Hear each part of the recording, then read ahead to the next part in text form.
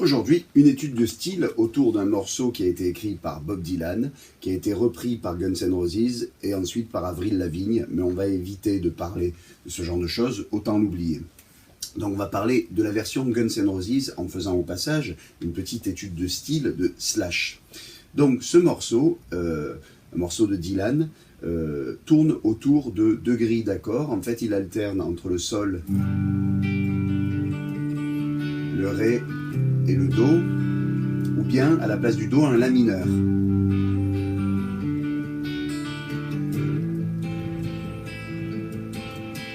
Et le refrain, il reste sur sol, ré, do. Okay, donc, déjà, première chose, quelque chose d'intéressant au niveau de la position du sol, on peut voir que le sol a un ré ici dans l'aigu. Alors parfois on entend que ce sont des accords enrichis, tout ça, pas du tout.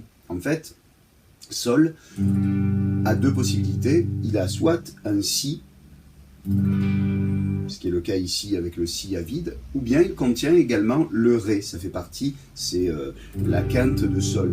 Donc en réalité, lorsque je joue cet accord-là, je joue simplement une quinte plus aiguë. Et ça donne quelque chose d'intéressant au niveau de la richesse de l'accord, mais il n'est pas enrichi, c'est simplement une autre figuration d'accord. Ce ré, ensuite, que l'on relâche sur le mi à vide, en réalité on joue la seconde de l'accord. La seconde, c'est un enrichissement d'accords qui est intéressant, étant donné que dans la plupart des gammes qui existent, et des modes, la seconde est très rarement mineure. Ce qui veut dire que quel que soit l'accord que l'on joue, si on y rajoute la seconde, ça sonne plutôt pas mal. Donc quelque chose qui est intéressant à faire, c'est de rajouter la seconde, par exemple, sur... Or sur sol, c'est un peu pénible, étant donné que la seconde, elle est là. On pourrait...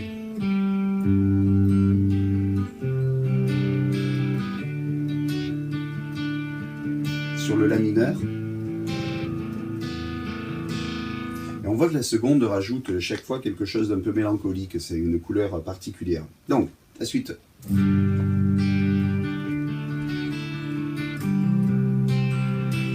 Sur le do, un mouvement qui est intéressant, c'est ce... où on va en fait faire un hammer sur la tierce de l'accord. Ça, c'est très country, hein.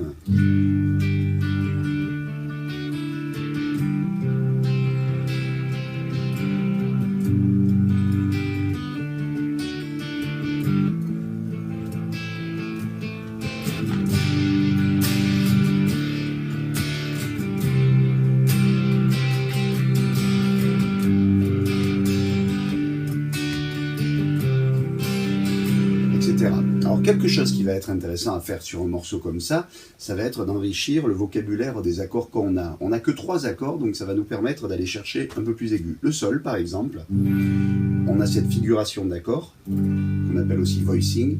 On voit que la différence n'est pas vraiment très...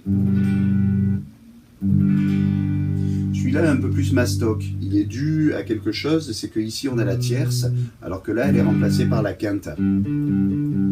Étant donné que d'un point de vue physique, la quinte et la tonique sont des multiples, bon, la tierce aussi, mais à un moindre niveau, eh bien ça écrase un peu le son de l'accord. Il est plus compact. Donc celle-là n'est pas forcément intéressante parce que au niveau de la tessiture de l'accord, on voit que la note la plus grave, la note la plus aiguë ne bouge pas. Donc ça ne change pas vraiment. Ce qui va être intéressant, c'est d'aller chercher le sol, par exemple ici, avec la forme de La, hein, la forme de La. Sur le Ré, on va prendre cette forme ici, forme de Mi. Et le La mineur.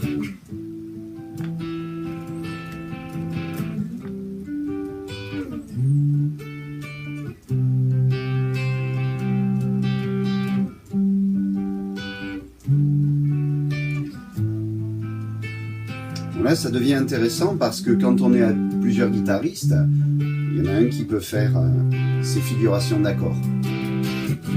Pendant qu'il y en a un qui est en bas, au moins on ne se marche pas sur les pieds.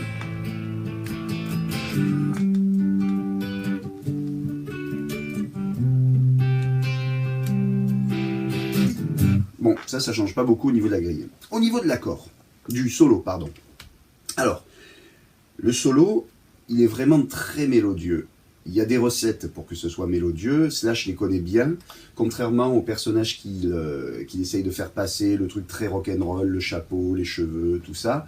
En réalité, Slash a pris des cours assez tôt de guitare, de musique en général. Hein. Il était quand même dans une famille d'Hollywood, donc voilà, peut-être qu'il ne lit pas la musique, mais en tout cas, il sait plus ou moins ce qu'il fait. Hein. C'est rare qu'il joue quelque chose qu'il ne puisse pas analyser lui-même.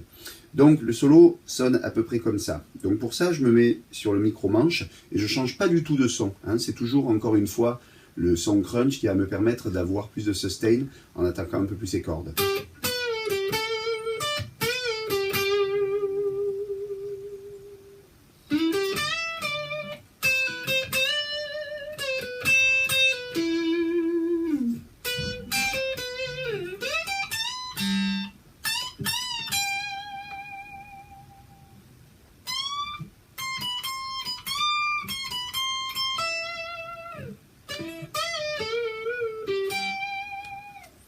Donc là, ce solo, qu'est-ce qu'il fait? Il utilise la gamme pentatonique majeure de Sol. Attention, pas de panique, la gamme pentatonique majeure, c'est simplement la gamme mineure qui se trouve 3 cases plus grave. Pour s'en rappeler, il faut dire que la gamme majeure de Do correspond à la gamme mineure de La. D'accord? Donc lorsque je suis en Sol et que je veux jouer une gamme majeure, je joue simplement 3 cases plus bas, la gamme mineure, c'est-à-dire Mi mineur.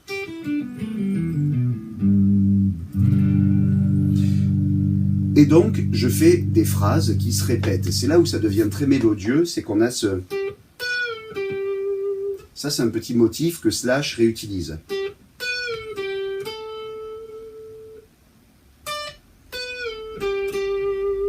Alors, on a ce pré-bend, qu'on appelle un pré-bend, c'est-à-dire que je tire ma corde et que je redescends. C'est très country, ça, hein, ça rapproche des sons de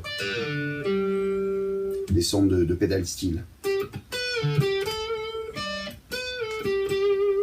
Quelque chose qui fait vraiment bien sonner, c'est le saut d'intervalle, c'est-à-dire que je ne vais pas jouer. Hein, c'est pas vraiment l'intérêt ici, c'est d'avoir des sauts. Et on va le voir plusieurs fois dans ce solo. Saut d'intervalle. Donc là, ici, c'est assez intéressant. Hein, on voit, en fait, c'est ce qu'on retrouve dans plein de morceaux, hein, avec le... Ou alors le... Hein, de Steve Vai. Et là, il rajoute une note qui est super intéressante dans la gamme penta majeure. Alors pourquoi est-ce qu'il rajoute ce Do ici? Ben, simplement parce que, comme on l'a vu tout à l'heure,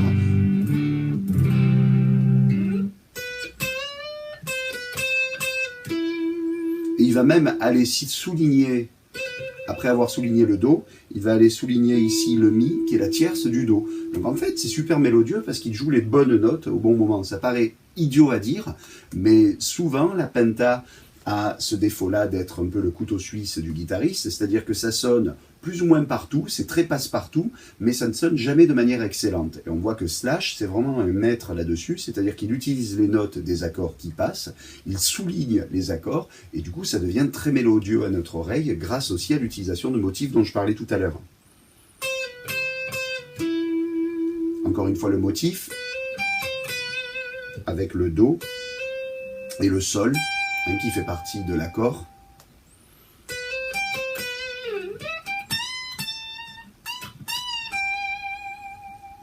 Et puis il va souligner là.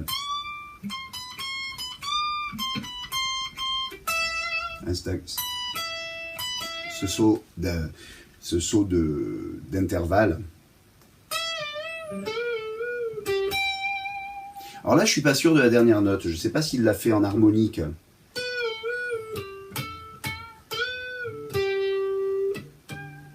Hein, avec une harmonique pincée. On en a déjà parlé dans notre vidéo, ou bien. En tout cas, moi, quand je le joue en live, je le joue avec la note, parce que j'ai pas besoin de me prendre la tête de savoir où est exactement mon harmonique, si je la plante.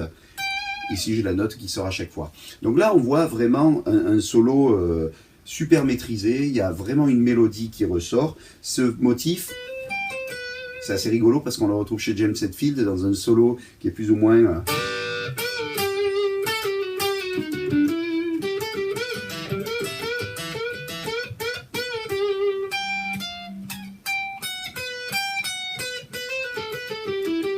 On le retrouve en fait, lorsque on utilise la pentatonique, si on rajoute ici cette sixte mineure de la pentatonique, ça sonne toujours assez bien. Ok, donc voilà, au travail.